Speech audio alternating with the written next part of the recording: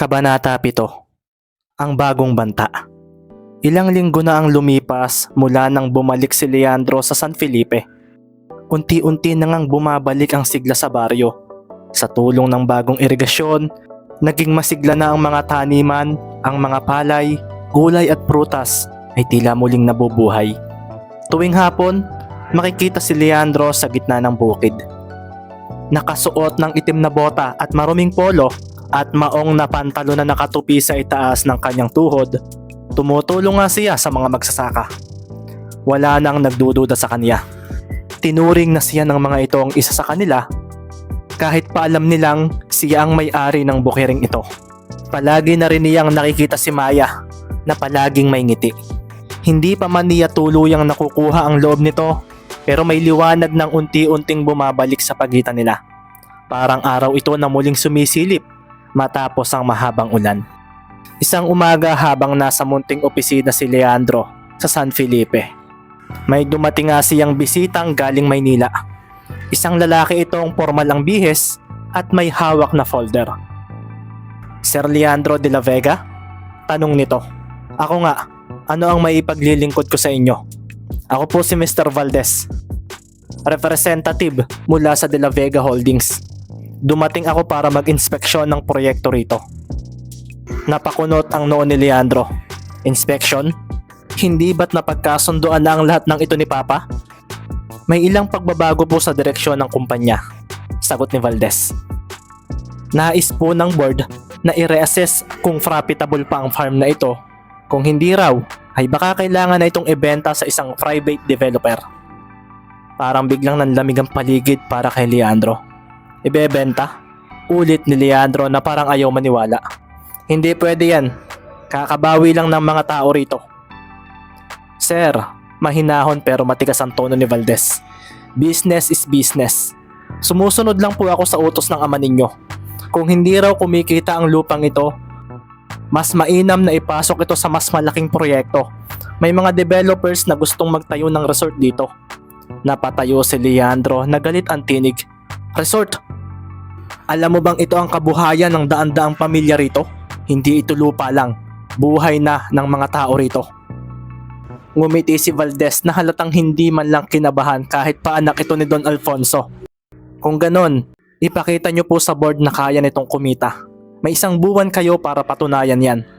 Pagkatapos noon ay umalis na si Valdez na iniwan ng folder na dala sa mesa ni Leandro.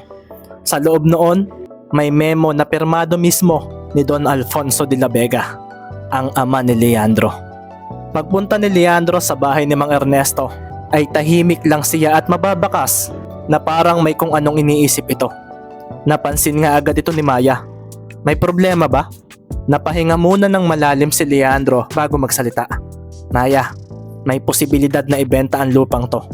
Napakunot ang noo ni Maya. Ano? Bakit naman? Gusto ng board ng kumpanya na gawing resort ang lupain. Sa kanila, mas kikita daw yon.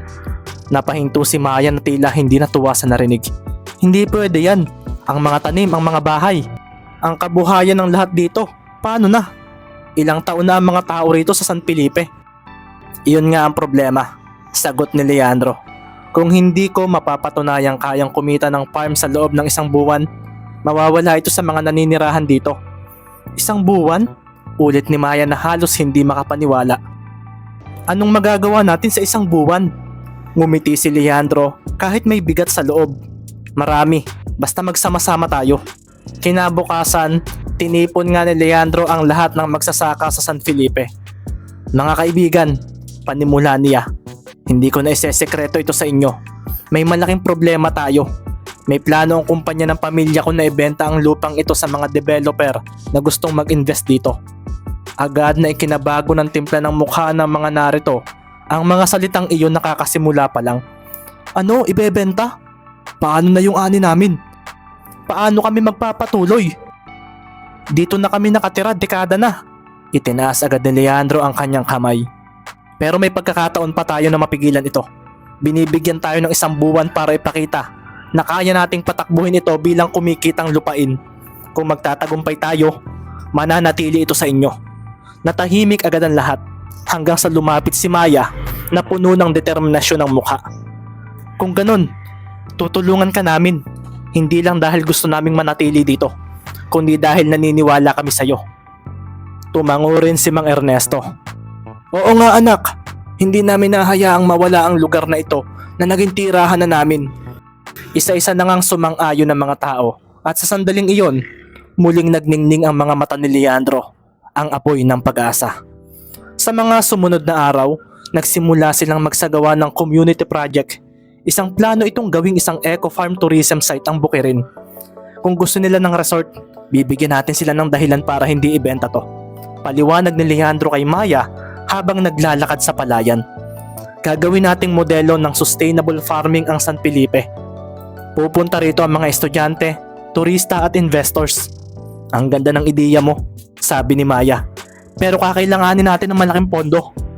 May kaunting naipon ako at ang kulang pa, papaliwanag ko kay Papa. Kailangan lang nating patunayan na may saysay tong proyektong to. Sa bawat araw ay nagtrabaho sila ng walang humpay. Ang mga kabataan ay nagtayo ng signage, ang mga nanay ay gumawa ng mga lokal na produkto gaya ng tinapa at suka, habang ang mga magsasaka ay nagtanim ng organikong gulay. Si Maya ang nanguna sa marketing, habang si Leandro naman ang nag-manage ng operations. Magkasama sila ng araw at gabi, nagtutulungan at sa bawat ngiti, unti-unting bumabalik ang dati nilang koneksyon. Namiss ko to, sabi ni Leandro.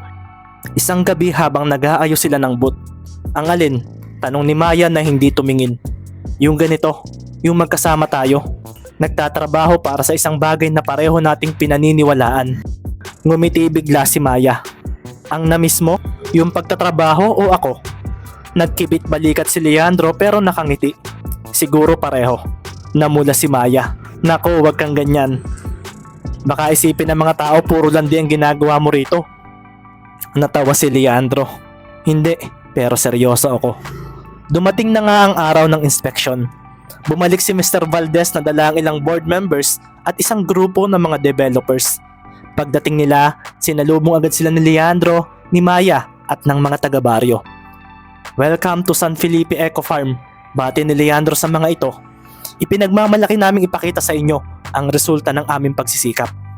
Habang umiikot sila, nakita ng mga bisita ang mga bagong greenhouse, ang mga taniman ng organikong gulay, ang maliit na tindahan ng lokal na produkto at ang sistema ng irigasyong solar powered. Lahat ay namangha, pati si Valdez, na halatang hindi inaasahan ang ganitong pagbabago sa loob lamang ng isang buwan. Hindi ko akalaing magagawa ninyo to, sabi ni Valdez na medyo nangingiti. Ngumiti naman si Leandro. Hindi ko magagawa ito mag-isa. Ginawa namin to bilang isang komunidad. Tumingin din siya kay Maya na ngumiti rin, na parang sinasabi sa mga mata nitong, proud ako sa'yo.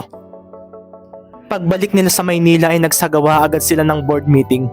Si Don Alfonso ay tahimik na nakikinig habang nagpapakita ng mga larawan at financial report si Leandro sa kanila. Hindi lang kumita ang proyekto, nakatulong din ito sa daang-daang pamilya at nakakuha pa ng local recognition mula sa Department of Agriculture.